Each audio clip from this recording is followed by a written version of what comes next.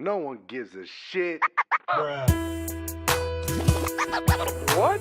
No one gives a shit. No one gives a shit. NOGAS podcast. NOGAS podcast. Bro, what are you talking about, man? No one gives a shit. No one gives a shit. Hey, baby, no. On this episode, we got Louis J. Gomez, hilarious New York comedian and 1/3 of the Legion of Skanks podcast, alongside his bros Big J. Okerson and Dave Smith. Known as the Puerto Rican rattlesnake, this guy has a take-no-shit attitude and a fearless sense of humor, which made him a heavy hitter within the community. And speaking of heavy hitter, he kicks ass in the octagon ring too, recently winning the Ellis Mania MMA fight against some other comedian who thought shit was sweet. So don't let the jokes fool you. I met him when he was doing a show down here in Miami, and we talk about his rise to power and a bunch of other shit that no one gives a shit about, but you should. No gas, bitch.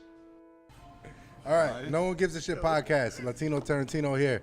I got Rudy Wilson. Yeah. I got Marty. I don't know your last name, sir. Use it. Fergang. F-U-R-G-A-N-G. All right, too much. Yeah, that's And right. In the old country, it was Fergang with an umlaut over the U, but I'm regretting this already. yeah, no.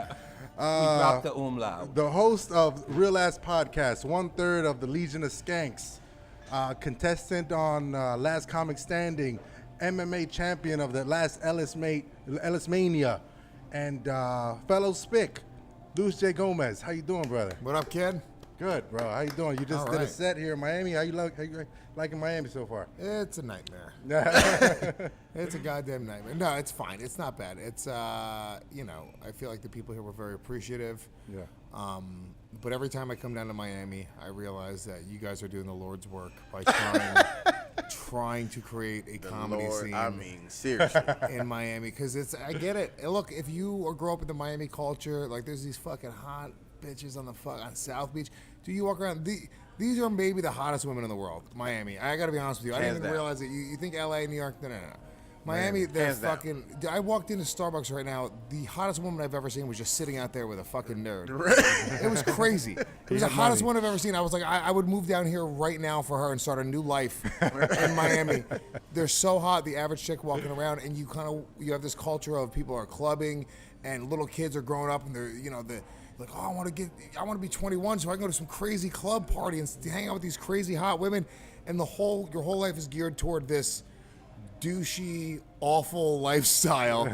So something like comedy, which is sort of geared toward misfits, outliers, outcasts, even when like you are good-looking dudes, you know what I'm saying? But there's something wrong with you. Right. There's like Rudy, you're handsome. You should be playing professional football, but you're in the back of a fucking pizzeria doing a fucking comedy show for 30 people at best. Yeah. But there's something wrong with something happened in there that made you not want to go just fucking, and do what everyone else does here. I'm assuming you're probably not from Skills. here No, I'm originally. not. That's No. probably why, I because just- you're not part of this culture. Yeah, I just moved here like 7 months ago. Yeah, there we go. Yeah. 15 people, but like, who's counting? You know what? You cocksucker, Marty, let me feel good for 1 minute. If you count in the comics, it was at least 20. Marty's here at every show, at every open mic, every single day. Yeah, He Marty's is there, dedicated, front and center. Jesus. Never see him laugh, but he enjoys the show each and every No, time. he was good tonight. He pays attention to it. I thought he was a regular audience member, and then he told me he was a comic afterwards. He was cool. He was interactive when, he needed to be when he was called upon. He knew what to do. He wasn't. Marty's acting like he's a fucking little psychopath. Yeah. People think Marty. Here's what Marty does. Because I'm good at reading people. People think I'm an idiot, but I'm telling you right now, I have some fucking weird shit with reading I don't people. think you're an idiot. I know you're. Boom! He smashed me right in my face. He doesn't give a fuck, doggy. He's real though. I'm telling you, right, he was eating gummy bears in the front row. He doesn't care. He doesn't. He's It got wasn't gross gu- feet. hey, dude, it wasn't He's got gummy gross feet. He's showing his toes to everyone. He doesn't care. It wasn't gummy bears. It was fucking Swedish fish. Whatever it was. Swedish fish. The less exciting gummy bears. Gummy bears When you can't afford gummy bears. for Swedish kids. The This cheap fucking- version. Listen, you of take gummy what you bears. can get I at know. Dollar Tree. But Marty's a fucking. What he does, he knew what he was doing there. He knew not to interrupt. He knew when to, be himself. When he let me do what I did. Right. So he's a little more savvy than you think he is. I think he looks like he's like nothing's going on, but he's very aware of what's nothing- going yeah, on. Oh, he's a triple threat. Marty, tell him about your triple threat thing. Listen, guys, don't forget. I've been doing stand-up for as long as I can remember. which at my age is like 8 or 10 minutes, you Right. know. Okay, That's no, right. but go to the triple threat. That was a good one, but just do the triple threat. I just literally set it up. for I you. like it, the fact that he just runs his bits on the Filming us, show. or it's all voice. No, This is we're like not. high-tech No, shit. this is a special type of microphone that looks like a camera. Right. And it's just it captures just room sound. No, because I mean, I grew up when Candid Camera was on TV, and I mean, you never know. This is like high-tech. You're right. This is very candid. This giant Red Pro 5.0 camera that has a hot camera woman running it. There's nothing. This is not. It's very candid. We're not noticing the fucking I mean, guys, the stripper that we have running the fucking camera. I'm sorry. It's probably your sister or girlfriend. I apologize. It's all right. She's a my nice friend. girl. Very nice girl. And let me ask you this though, because like I'm I a would have I loved guess it. It was my sister. because I like I said I'm a comic here now on the regular in Miami. I say I make long story short, you did 3 shows this weekend. Did you find that like all 3 were like completely different as far as like the crowd, like the audience, like did they seem like, or was it just kind of like the same? It was. And not even as far as attendance, but just their vibe. I mean, it was sort of. I sort of got the same vibe from Miami. It was like, you know what it is. The other thing is because people down here aren't used to, like, you know, I do, you know, Legion of Skanks and what we do on that show, we do really fucked up jokes and we do fucked up humor, and that's the brand of humor that we've sort of built. So when you're in a room like this where maybe they're not really used to getting that, like, in person, so they, even though most of them are fans, they still kind of clam up a little bit with certain things because they go, shit, I'm not used to, like, looking at the female bartender while, you know, this guy's saying this crazy shit, and then, like, they don't know. It's almost like when there's like, have you ever done a comedy show where there's like a kid in the room, like a child, like a fucking 8-year-old kid, and no matter what, even if the parents are like, oh no, it's cool, say whatever you want, you're still like, no, you don't understand. Like, everyone in the crowd, even though they don't really give a fuck, they do. There's something inside of them, deep down inside. We're good people, I think, and we don't want to laugh at fucking dark, fucked up jokes, rape jokes, or racial jokes. When there's a kid right there, you feel uncomfortable. Like, wait a minute, they're not supposed to be exposed to that. Just because you're a shitty fucking parent and you want to bring your kid into a fucking comedy show and get drunk in front of them, don't put it on the entire audience to now have to let go of their inhibitions and go like, oh, cool, well, now I'm gonna laugh at this shit. Because what they're doing is, when you laugh, essentially you feel like you're signing off on it. You know what I'm saying? So sometimes, and I think in this culture, people shut down, like, they don't want to laugh at shit because they don't want to be perceived as like, oh my God, I'm signing off on this thing. So they almost fight the instinct to do that. There was kids when I fucking showed up today at the pool table. I was furious. I was going to throw a bottle at them. I was so angry. They were just yelling. Because here's the thing, the audience is in the room, okay? They're doing their thing, and you guys are going up on stage. But in the background, you hear like, you like children playing. And But you don't even realize, like, the people in the crowd are now, they're not even thinking about it. This comedy is such a fucking sensitive art form that they're not even thinking, and that now they're hearing children's voices, and now they're shutting down. You know, they don't want to laugh as hard as they normally would because they kind of feel a little bit weird because there's fucking children in the bed. By the way, it's children. Just the sound of children playing is haunting. So like in my mind, Freddy Krueger's about to fucking enter. It's like 1, 2, Freddy's coming. Shut the fucking kids up. There's no place for kids at a comedy show. Anyway, I'm sorry, I'm rambling. I tell you, I was so pissed off. I was gonna throw my dentures at them. I'm telling you. Hell yeah, Marty. Your dentures. Please Should have don't. fucking. Another Marty, why would you put your dentures in if you're going to tell everyone that you have dentures? Yeah, right. You might as well not put them went in. off to the side. And You shit. can't fucking. He made it a whole deal. And I mean this. We stopped production for 7 minutes so Marty could put his dentures in. We halted. He also threw candy at Rudy like an old racist man. He's like, here, you want some candy? Wait there, kid. I know you don't got nothing to eat. It was crazy. No, listen. It was racist.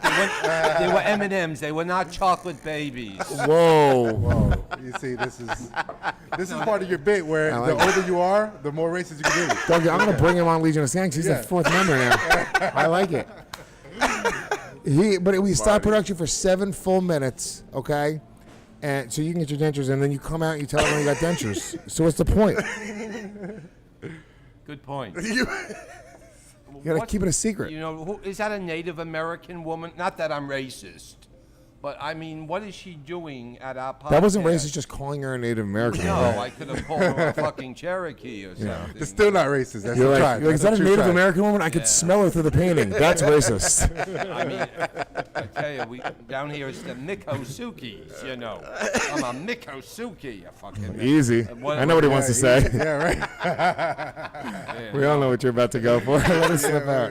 His dentures are going to slip out. No, actually, I'm a Native American. I'm a Jewish Native American. I'm from a tribe. It's called the Sosumis. The Sosumi. He Right. is trying. I don't mind He is it. trying. Right, yeah, it's I don't not mind bad. it. It's not bad. Listen, at my age, this could be my last podcast. At my age. Do you have no idea what a podcast is, right? I have no friggin' idea. What would you, do you have an iPhone? I have a flip phone, an i10. It's 10 BC. No, I have a flip phone. I love he's got a joke for anything you throw at him. This motherfucker No, I just got a hustles. smartphone. You listen to me. You guys need to look at him and what he's doing and realize that listen, he's never gonna make it. It's impossible.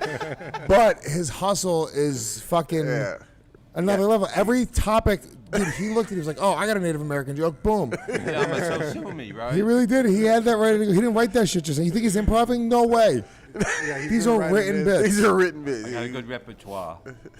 Yeah, that's French for inventory. All right, you two are from the same town in New York, Rockport. Talk about that. No, right? Rockland County. Rockland. Yeah, I grew up Oh, in- don't remind me, please. Why? What happened with Rockland? Oh, fuck Rockland.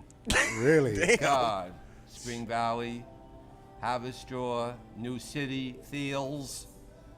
God almighty. Nobody ever mentions Thiels. Talk about. Thiels is like a town that Homeland nobody's pride. ever mentioned when they mention Rockland County. Yeah, It's very Thiels. specific. Thiells. Oh, yeah, I Not know. fucking Thiels. That's where North Rockland High School was. That's where I hate went it. to high school. Is no shit. Oh, yeah. Was that you? That was me. Yeah, Thiels High School. Who's the most famous person that went to your high school? Marty? JFK. Yeah, are you the most famous that went to your high school? Impossible. Yeah. No, actually went to my school was I went to school in the Bronx, Stewart Clinton High School. You know who went to my school? The what was that actor's name from the Burt Lancaster? Burt Lancaster went to my high school. Don't know who that is. don't- Please well, give you- us a movie. yeah. By the way, you see how much of a phony I was? I was like, Right, yeah. I Lancaster, understand. yes. Right. One of my favorites. You never I stink. Bird no, what was this? He was in prison and he like befriended a little bird that used to come to the windows of the jail cell. It's a classic movie with That Bird sounds Lancaster. horrible. Oh, the Birdman of Alcatraz. Okay. You've heard of Alcatraz, right? Racist. Once again, you see the way he did that? You see the way he did He that? pointed at Rudy and said, He "You was heard like, about well, he Alcatraz." knows. He didn't even ask Rudy. He was like, he grew up in Alcatraz. Oh, yeah, no offense. It's probably your second home there. Yes, I like it. Yeah, I'm going to yeah. encourage this old man's racism. Encourage it. I like it. No, yeah, no. I'm a sing man. I'm up the river. Up the river. What? Who's the most famous person that went to your high school? We had like baseball players. I graduated from high school in Tampa. I think like Tino Martinez or somebody. Okay, yeah. But Tino like Martinez, outside of yeah. that, yeah, that was like the biggest. Yankees, right? He was Tino Childish Martino's Yankees? Gambino. It was like don't even know. Tino Martinez and like Fred McGriff or something like the two like baseball players. And Tampa has the worst baseball team too. Yeah. That's fucking funny. Mine was a progressive lady, Flo. Oh, really? That's the most famous person that graduated from high school, and I- that's my goal is to fucking beat her. One day. What about you? Dude, I went to Fort Hamilton High School in Brooklyn, man. I'm Nobody. sure there's got to be some famous people. Nobody. Some rappers. Rappers. Childish Gambino. No one yet. Is that the only rapper you know? Is that the only black person's name you know? Childish Gambino. Who is he? What song does he sing? Childish Gambino. Right. I don't Exactly. know. I heard the name. Nobody knows Childish He's a comic, Gambino? actually. It's he's Donald a- Glover. Donald Glover, yeah. Is that right? He was a really good comic too. He was like a solid fucking New York comic, like an alt dude, like just like you Was know. he? Yeah, and he just Yeah, fucking popped. He got a special on Netflix, right? Yeah, he just Yeah, popped. oh, He just popped, and then fucking like started doing everything, acting, singing. It's like fuck it, dude. If you Yeah. you know, No, he's talented. stand up is it's an amazing thing. Everything we do is for stand up. I do podcasts. Every time I get up is so I can get up and do stand up at night. But it's small. Right. You know what I'm saying? It is like it's almost like jazz music. I look at it as something as being like, you know, we do it for us almost. You know, and the people who appreciate it, like you know, especially now when you look at like what's funny. You can go on the internet and just find funny shit at your fingertips like nonstop. Like to appreciate a comic working on a bit and then coming back and seeing them a few months later and then seeing the bit evolve because they changed a few words and moved it around a little bit. And like, unless you're a fucking big comedy fan, that shit sucks. It doesn't fly. Yeah, you're like, all right, he's doing the same jokes. Fuck this guy. It's over, you know? But In fact, I remember when Childish Gambino was puerile Gambino. Wow. Oh, that's what you were setting up for. All right. Yeah, I'm setting up for that. oh, you were setting up a joke. Yeah, I'm so old, I remember when he was puerile. Puerile. No, but what you're saying is right, Lewis, because I feel crazy. Rudy calls me the comedy historian. I don't see it. Only because I pay attention to you guys and the podcast, because I kind of feel like it teaches lessons behind the scenes type of shit for people who are trying to come up, not only in the comedy field, but like just show business in general. Yeah. It takes a lot of fucking sprockets and just different people to make shit happen. You know I what think in mean? general, forget just comedy or show business or anything like that. It's, you know, when you strip away all the specifics, it's all the same shit. People react a certain way to other people's relationships. You're kind of navigating life, and when you start to break it down in terms of human interaction, and that's kind of the way you get shit. It's nothing to do with comedy or entertainment or anything else. It's like, you know, I think the lessons that are to be learned. You listen to a show like Legion of Skanks, where we've been doing it for like 6-7 years, and you listen to these guys grow and fail a lot. Like you listen to an old show recently where Jay's just talking about like he was doing a shit gig, you know, and he was like, there's like 8 people in the crowd. This is Big Jay, who's like, you know, like really killing it now. You know what I'm saying? It's like it's a very recent memory where, you know, he's getting fucked over and he had to sleep on the couch of like the woman's nephew who ran the place. It was like crazy. This is recent memory. You know what I'm saying? And when I started the podcast, I wasn't even a dad yet. You know what I'm saying? And you listen to me. You know, if you listen to people, you know, go on gas station and listen to the entire fucking series and they binge listen to it, and you can go like, you know, very quickly from like a guy who's just like whatever to finding out I'm having a kid to me having a kid. That's not a crazy amount of time when you really think about it. And I think those lessons are sort of like there, and that's why people like podcasts, because they get to feel like they're sitting with their friends, listening to these things, listening to these conversations, and you get to watch the trials, tribulations, failures, success, and you learn from that in whatever way it is. You know, you can be inspired by, like, I get very inspired when I listen to, you know, people failing over and over again and then watching them succeed a little bit. Yeah, absolutely. It was. God, I'd really inspire you, man. He's the only one who's funny on this show, so it should be pointed out. He's the funny. It doesn't matter. Like get me going. I'll start taking myself too seriously. It's like, oh, did you say light bulb? Speaking of light bulbs, No, you take yourself serious, and this is a misconception that some people have, mainly just me before I started listening to you, but that you were kind of confrontational, that you were kind of a hard ass, and then I meet you and you're like complete opposite, man. You're cool as fuck. I mean, you can be, but only because I could only imagine that you needed to do that to get to where you at, right? Like being from Rockland and being fucking Puerto Rican and shit, right? I mean, the confrontational. Yeah, I'm confrontational. I think it's, once again, we lean into, you know, we lean into what works, right? So for me, you know, you guys will hear a lot. I think a lot of it, like, you guys hear, if I have a little spat with a cab driver, I'm going like, all right, I'll tell the story on the show because I know we're going to have fun with that, and I know that's something that's kind of always worked. And so I think I bring it up a lot more. Like, Big J's just as fucking confrontational. Is it? Dave Smith is both these motherfuckers have been into fistfights in comedy clubs recently. I never get into fistfights in clubs.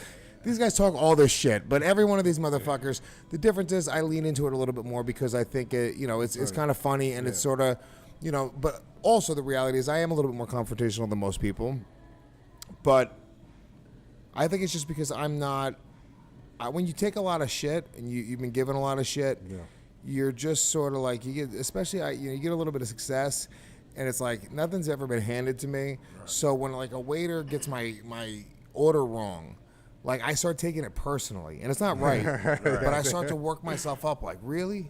Yeah. Really? You give me rye bread? Are you fucking, do you know what I've done to get here to be able to order fucking whole wheat? Do you know what I've been through? So I could buy my own, and you start to work yourself up, you know, I talked about that with the fight with, like, I turned it into, like, a thing for my kid.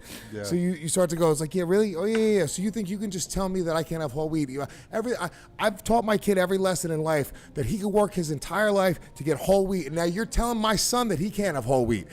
I'll literally turn it into that, and it's craziness, and I'll start to go down that path.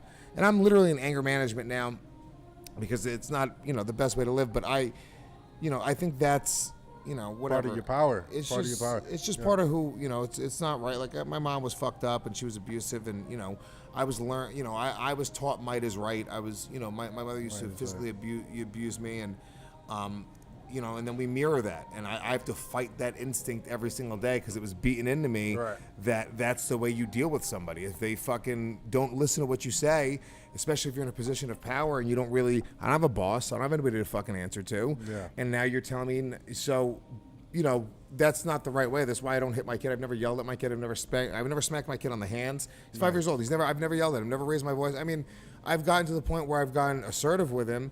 And he's the sweetest kid in the world. He's not like, he literally, and I don't think it's a coincidence. I think it's because, I looked at what my mom did and the way that I am now, and I was like, I'm gonna just fucking do the opposite of that. Just don't get stabbed and shit. Yeah, exactly. Simple as that. And the fucking keys in the cab story, that was a hilarious one. They left the keys. Oh yeah, right? yeah. That was That's cab true. story? Yeah. I got into an argument with a cab driver, and then it was my cell phone. It wasn't the keys. It was The my cell phone. yeah, right. I get into an argument with a cab driver. I get into arguments with cab drivers all the time. And the move when you get into an argument with a cab driver, he's like, "Yeah, fuck you." Then you get out. And you don't pay him for where like halfway through the ride, you don't pay him. You're like, all right, so I saved that money, bitch. I don't even care. Fuck you. And then you leave his doors open, so that he's got to get out and close his doors individually. You just laugh at him as you walk away. So I did that. I was like, yeah, suck my dick, bitch. And then I leave. And I forgot my phone in the seat. And I was like, fuck. Please, dear God, don't let him find my phone. So then I called, hoping like a customer would pick it up. And then he was like, hello? And I was like, fuck, it's him. And then I tried to disguise my voice. I was like, oh, hey, I left my phone in the cab earlier. He's like, well, maybe you shouldn't have been such a dick. Fuck. Yeah. Oh, man. But yeah, I mean, that shit, but it's funny, like that's I don't hide. I think most people hide the things that make them not look good, right? I think most people are, especially on social media, podcasts, whatever, you can shape your image and you can shape highlight reel. And it's like I'm not really as concerned with that the same way other people are. I more like lean into the shit that is self-deprecating.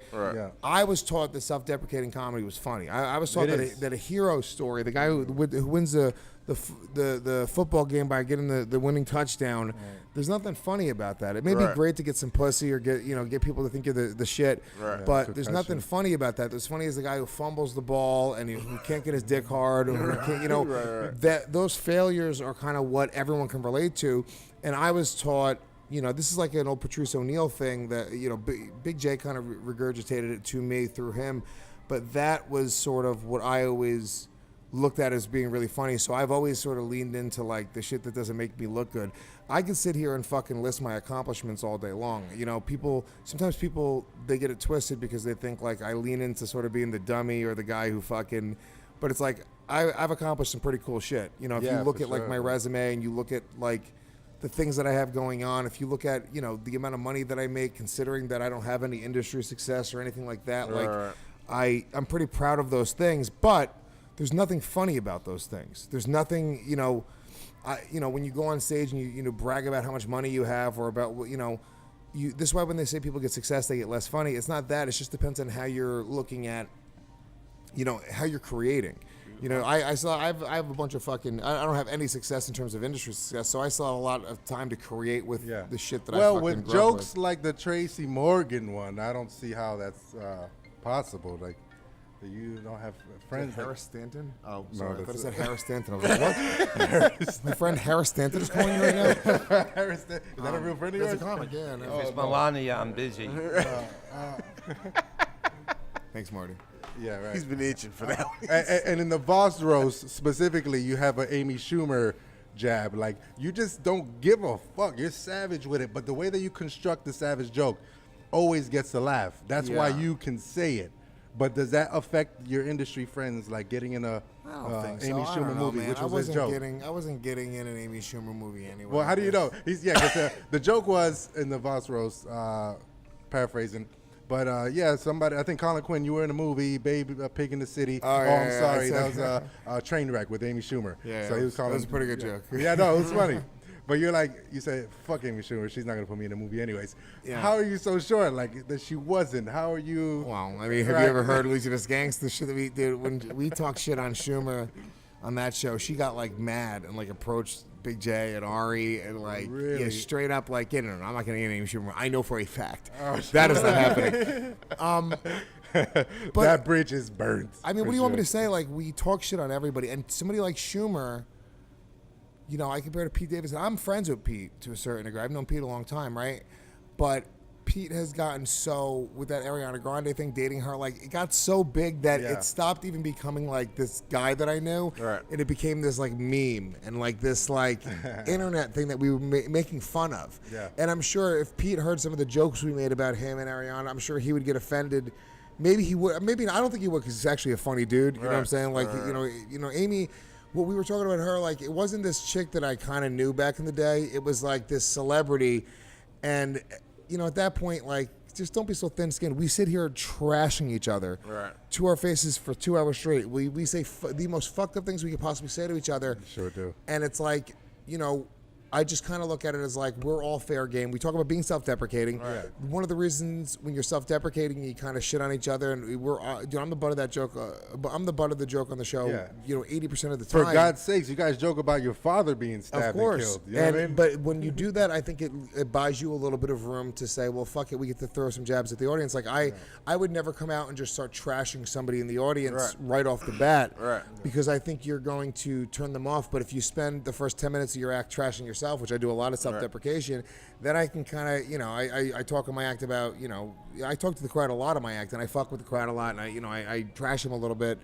And I think I can do that because I'm not going like, oh, I'm the fucking man. And by the way, that it's not that never works, but that has to almost be your thing. Like Daniel Tosh, You're right, he you're does that in a specific way where, like, you know, he's the shit, he's better than you. And his audience comes for that, though. And they that's, love him. he nailed that thing. It is a very specific thing, you Right. know, and you know, you have to really own it. You have to lean into it. I'm sure he failed a lot for years figuring out how to, like, get that character and get that thing down, how to get an audience to come to it. So, yeah, he's pretty savage too. Yeah. Now, with you, we were talking outside a little before about you're Puerto Rican from New York or whatever. You don't speak Spanish too much, right? Like no. But Latin crowds dig you, and it's because you don't lean too much into the what you say is kind of like the stigma of a Spanish. just a comic? hacky fucking wepa horse shit. I think that most people, when they see that, they kind of go like, oh, that's not really who I am. You know what I'm saying? Even people who, like, you know, people who are, you know, I guess second generation Hispanic and they live here, it's like, you know, you were saying, you're like, oh, there's not many Puerto Rican comics in New York that are like doing, you know, things. You don't really see them getting into the mainstream clubs. And it's because, once again, we lean into what we're successful with, right? So you get a little success in a certain way, and you go like, oh, shit, well, you know what? Let me go down that path. So you start doing these Latin nights. You start doing these diversity showcases. You start doing these, you know, we're accepting all submissions for Latino comics to be the new writer for Conan O'Brien. And you're like, am I that? Am I, like, going to take that? For me, For them, you are that. but I was turned off. I was always turned off by that. Like as a kid, even like I remember hearing about like, you know, what do they call it? Eczema.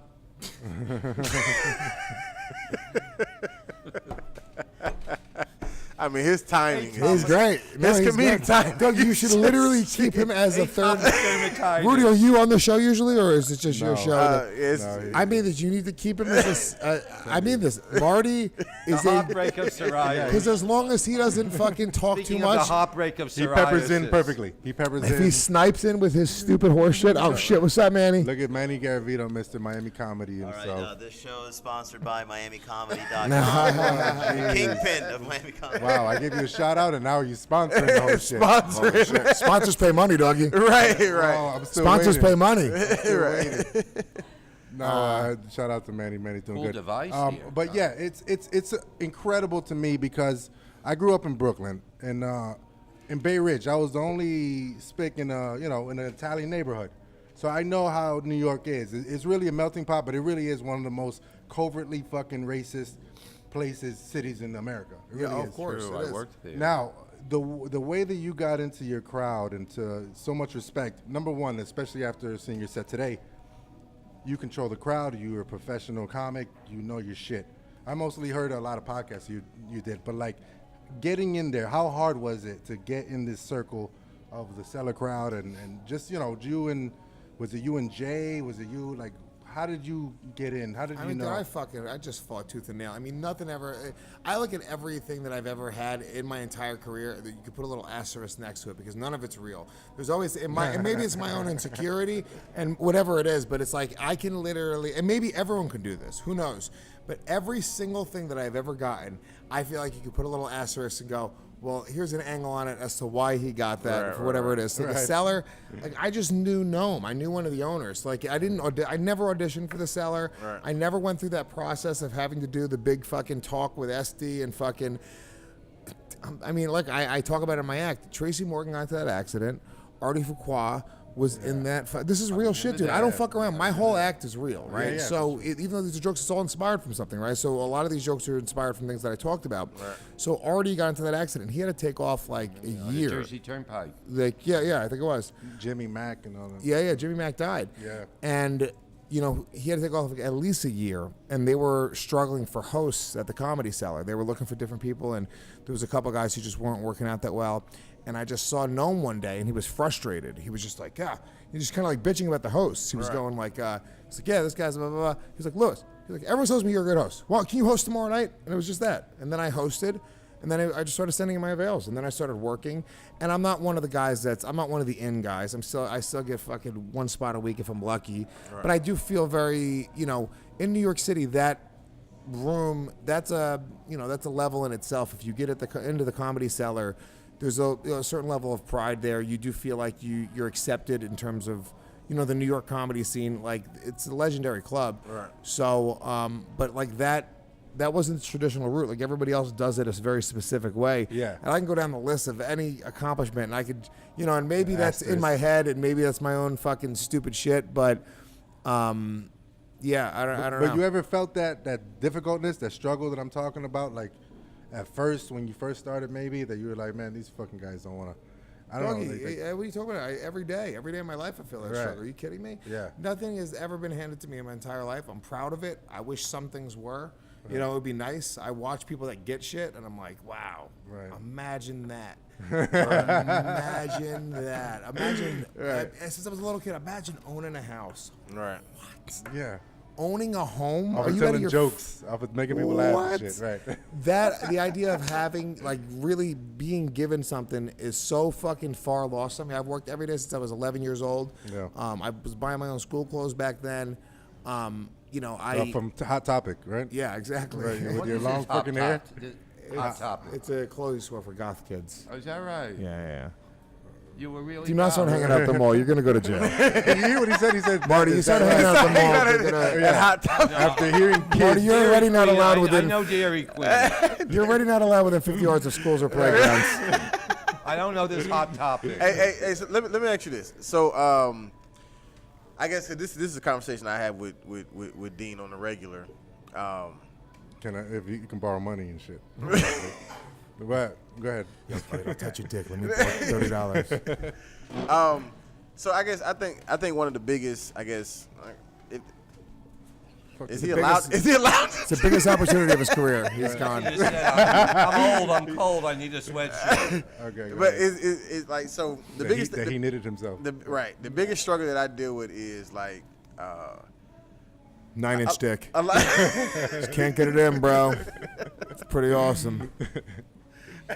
People, like, when it comes down to my comedy career, like, you know, a lot of people tell me that I'm funny or whatever, but that's like other comics, other, you know, producers, whatever the case may be. So, like, you know, do I have like a buzz amongst like the other comics or whatever in Miami? Sure. Okay, great. You know, I'm not belittling it, but I guess. That was just a story. It was like, do the comics respect me? Sure. Right. Am I considered sort of the Chappelle amongst these average comedians? Right. You know, whatever. I don't want to toot my own horn here, but this is my website where I actually have comedians specifically talking about the influence that I've had in their life. So anyway, here. You're number one in the Brickell circuit. In the Brickell circuit, right? Yeah. But I guess I'm trying to see. I guess in your career, at what point did you realize like your comedy, I guess, mattered in the sense of like, cause like I was even telling Manny like you were the first like headliner that I seen personally that he brought. That was like I heard people coming from outside saying like, yo, like where's he at? You know what I'm saying? I really know who this guy is. Other people were just kind of like, oh, it's a comedy show in Miami who has a headliner. Right, exactly. You know what I'm saying? And so like, you know, I was kind of like, okay, yeah, like this dude, he has some type of influence. Like it's fans. We're talking about it's like, here's the thing. Most of these people are also not fans of my stand-up. Most of these people don't know my stand-up, right? So I developed a product with a few products at this point. Legion of Skanks, Real Last Podcast, Believe You Me, Roast Masters, I think really developed a lot of fans for me as well. Yeah. And I developed these products that people became fans of and became very passionate. And the type of connection that people have with podcasting, you know, people depend on it. I hear more than anything else in the world. It's like, dude, like, look, you know, my fucking dad died. You guys got me through it. I was able to fucking like laugh, you know, because you're in your own head sometimes. And when you put these earbuds in, it's a way to kind of bring other things in your head, and you can distract you from a lot of shit. You know, people that have mindless jobs, they listen to podcasts all the time, and I hear that like an insane amount. Like, dude, I'm going through some shit. The podcast enabled me to like not just be in my head and laugh, and that's why I think people, they have a real appreciation. So when they connect with the podcast, they really feel like they know you. And I was saying that earlier on. It's like people knew me before I had a kid. They know, and because I'm also the type of person that I'm. I say it as a joke, like, oh, real ass dude, whatever, but like I am very real. I'm not thinking about anything I'm saying right now. I don't have the ability to slow down, and my mind doesn't work that way where I can start to calculate my thoughts and like, put together like, oh, let me angle right now and make myself sound good. Right. I don't have it. So sometimes it bites me in the ass and I look like a psycho when I'm throwing a drink of Kurt Metzger at the Comedy Store. And other times it's, people appreciate it because I'm just being myself and I'm being insecure or confident or whatever it is in that moment, and I think they appreciate it with me a little more. That's why people hate me at first. Every time you have fans that are listening to me for the first time, they're like, I hate this fucking piece of shit. He sucks. He's the worst. What a cocky asshole. And then people listen to me a few times and then they realize like you're gonna get a lot of different and they look forward to your feature. On the Kumia show, on the fucking on Bobby Kelly's shit. They look forward to your feature. Well, yeah, people kind of get like once people get it, I think they get it, and I think that I don't know, like we do. Look, dude, I don't know. I mean, there was things that like have stood out in my career. Like I remember when way before I did comedy, I was at the New York Comedy Club watching a show, and Greg Rogello is a comedian, great New York comic, but a straight up club comic. You would probably have never even heard of him, but he's like a beast. Right. Like a beast, like little Jewish guy, fucking monster. Did the Tonight Show like 20 times, a seller comic, but not like never really excelled beyond the New York comedy scene, late nights, half hours on Comedy Central. And I'm assuming, if I had to guess, probably does like corporate gigs to this day, and like he's still around, but just not like a household name, but a fucking monster, like very, very respected comedian, and very funny. And I remember when I was like just 19 being at a comedy show, and afterwards, I had a joint and I was outside and he smoked my joint with me. And I just remember being like, oh, it's so cool. The comedian smoked my joint with me. It's my joint. And now I know because I'm a fucking comic. I'm like, oh yeah, it's just free weed, of course. Of course he smoked my joint with me. Why wouldn't he? But like that was a little moment where I was like, that was fucking dope. I remember when I was like 15, I went and saw Ozfest. And me and my buddy snuck behind like the gate, like by the tour buses afterwards, and we're just trying to like see if we could meet some fucking rock stars. And we saw the drummer from System of a Down, John Dolmayan, and we were just talking to him for a minute. Big fans, we were kids, little nerdy fucking kids. And he was like, yeah, dude, there's a party back at the tour bus. Come hang out. And we're not like hot chicks, like he's trying to like. He literally just saw the look in our eye. We were like kids who like wow, we're actually fucking. Like we worshipped him pretty much. It was fucking. It was the coolest thing in the world. Rob Zombie got us kicked out after like a minute, but that's fine. But it was like a really, for me, that experience was like, oh shit, dude, it meant so much to me. So we created things like, Legion of Skanks were very interactive, but we do Skank Fest, a comedy festival in New York City. It's a weekend where we hang out with the fans. That last lineup was sick, dude. It's crazy, yeah. And it's it's a celebration of fucking just it's half a celebration of the fans. It's a celebration of great comedy and people taking chances in comedy, but it's about connecting with the fans. Right. I did a I've done it a few times, probably doing it again this year, but I've done a few cruises. Shiprocked is a cruise with a bunch of heavy metal bands, right? And I looked at that, and it's like you go on this boat, and you can't escape the fans. You are at fucking sea with the fans. You're eating with them, drinking with them. There's no way about it. And I thought it was one of the coolest things in the world because the people that got that experience, it's very unique and it's very different. So when we created that comedy festival, and in part when I look at like what I do with social media and the way I interact with fans, I know how special that is sometimes to people to be able to kind of like take a minute and shake hands and fucking talk shit like a real person and not, you know. So I try to, you know, I try to do that. You do, and you do it well. Dude. Yeah, I see you after the show here. You know, you don't have to do that. Do you think it'll ever get to the point, hopefully, that it's just too many fans to do that with, and that you really your time has to be so like meticulously organized because you have to go on to the next project, maybe an Amy Schumer movie. Yeah, right. So fucking, you know, do you think one day that might be a thing that you have to kind of like chill out on and like I think it's about shifting it and doing it differently in whatever way it is. You know, there's a way to connect with people. You know, it's you know, for me, I think that, you know, this whole, you know, everything we do, podcasting in general, it's like it's an. Marty, are you still alive over there? You good? I don't have earbuds. Is that intentional? But It doesn't matter. Do I need? That's your hearing aids in there. All right. Can you hook up your hearing aids to this board? Said, right? Yeah, we got you. I don't need earbuds. Yeah, just the microphone. Is that right? You're good, Marty. High tech shit. So what purpose do the earbuds serve? Just so you can hear if you're talking over each other, really. Oh, really? But it's good. Everyone's being well behaved on this show. You, Big J, and Dave Smith. Well, how did you all come together to make the Legion of Skanks? Like, I know it's a long story, but like, No, it was gay porn. gay porn, nice. Oh, now you're talking. He's from Philly, right? He's Big J's from Philly. Having sex on camera for money with each other. Hey, It's not a big deal. SeanCody.com. No, yeah, we were just boys. Like, actually, I got introduced to Big J through Kurt Metzger. Oh wow, And look at that. yeah, You yeah, me fucking and- unloyal little shit. Now you're trying to attack Kurt Metzger now. yeah, well, you know, cross the line.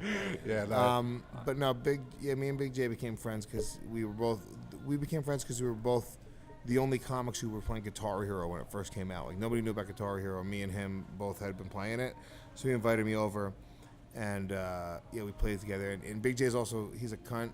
So, like, if you can beat him in a video game, he won't be your friend. He's that kid. He's that fucking wow. he's like a sore loser. So he's happened to be a little bit better than me at the game. But I say to this day, like, if I had been better than him, we would have never become friends. And Legion of Skanks would have never. No happened. way. No, but I mean, it all became around that because that game, we started playing that game Where would you play in this game? at his apartment in Queens. Okay. And then I remember one time he was always cheating on his wife. It was like crazy. It was notorious. His wedding song was "Faithfully." It was hilarious. By what's it called though? Was it, you know, "Forever Yours, Faithfully"? Come on. You know it, Marty. Come on, Marty. I'm where? So I remember one time they got into an argument in front of us, and she was like screaming. I was in the other room playing Guitar Hero, and she was like, yeah, fuck you. Why don't you go out to your Legion of Skanks? Talking about it, girls like on the side. And then he came in the room, and we both looked at each other. We're like, that's gonna be our Guitar Hero band name. And then we made it our Guitar Hero band name. So that was the band name for like a year. We were just playing Guitar Hero with. And then we wrote a script. Me, Jay, Dave, and Justin Silver wrote a script, which we might actually read the script. We might perform the script one day on Legion of Skanks soon because we have it. And it's just kind of stupid. It's very dumb. Yeah. But we wrote the script as almost a TV show. As a fucking Always Sunny in Philadelphia knockoff, like through and through. That'd be hilarious to do a table read. Oh yeah, it'd be really Fuck, funny. yeah. Yeah. And then we named it that. And then, you know, I started going on all these podcasts. Started going on YKWd. Started going on.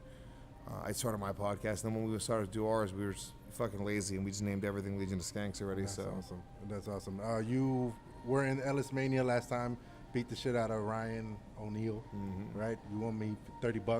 I put money on you. On fuck yeah, side. goddamn right. You know, I'll take my cut, doggy. Let me get time. I gave you an eighth earlier. You know what I mean? He really did. That's it. If you want somebody to do your podcast, the best way to do it is be like, hey man, here's some drugs. Yeah, for sure. So anyway, you want to do my podcast? Yeah. Nailed it. Nailed it.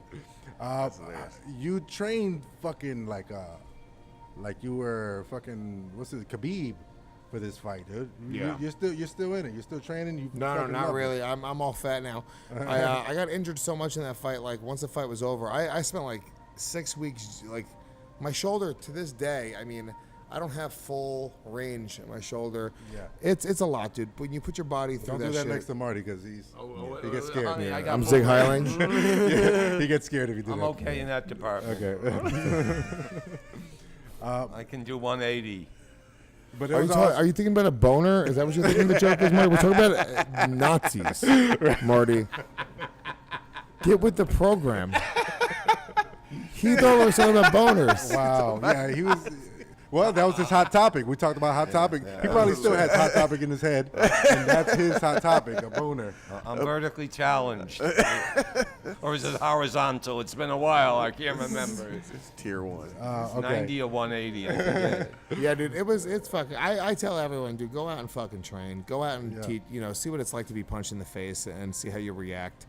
I think it's an important thing that people should know. Yeah, you for know, sure. in themselves. Now with the comedy shit, LA wise, acting wise, you thinking about doing anything like that? Acting, being in a fucking movie? Would My you do that? agent sends me out on acting, and I'm so bad at auditioning. I'm a good actor, I think, but I'm a bad auditioner. I get nervous. You gotta.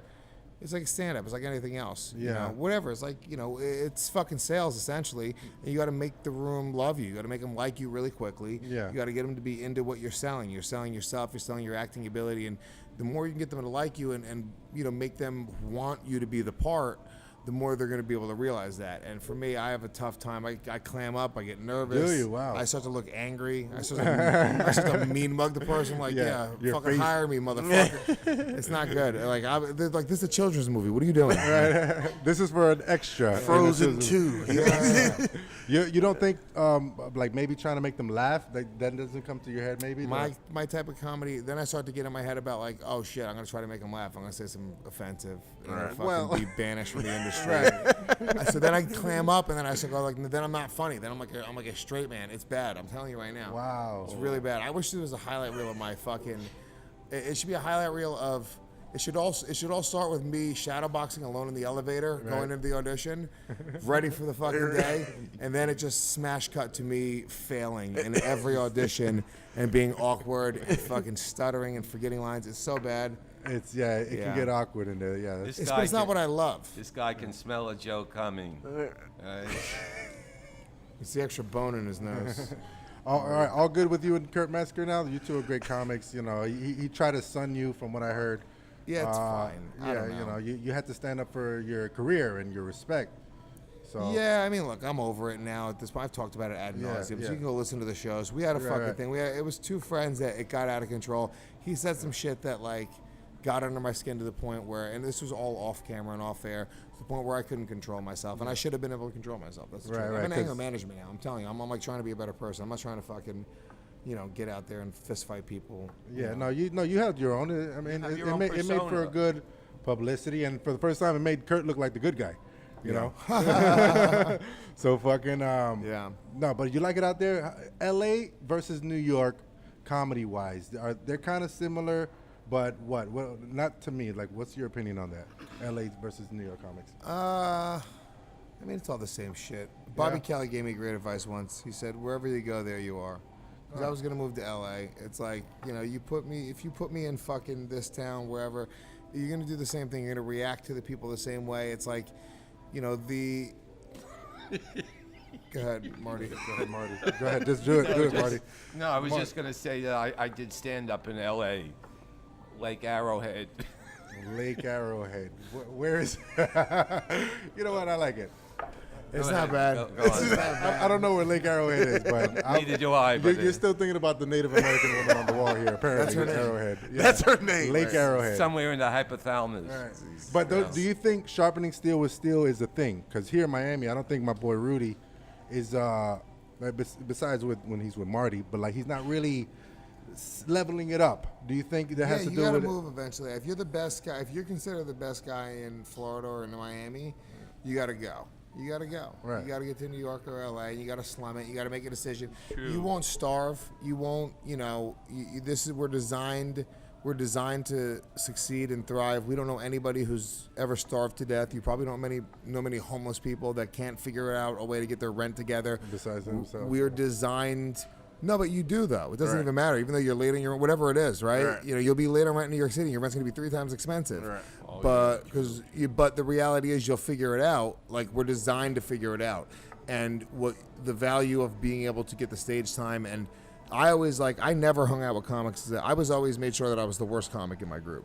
I made sure that I was the what I considered the least talented comedian in my group, because you're going to learn how to be you gotta fucking swim. You're gonna get eaten alive.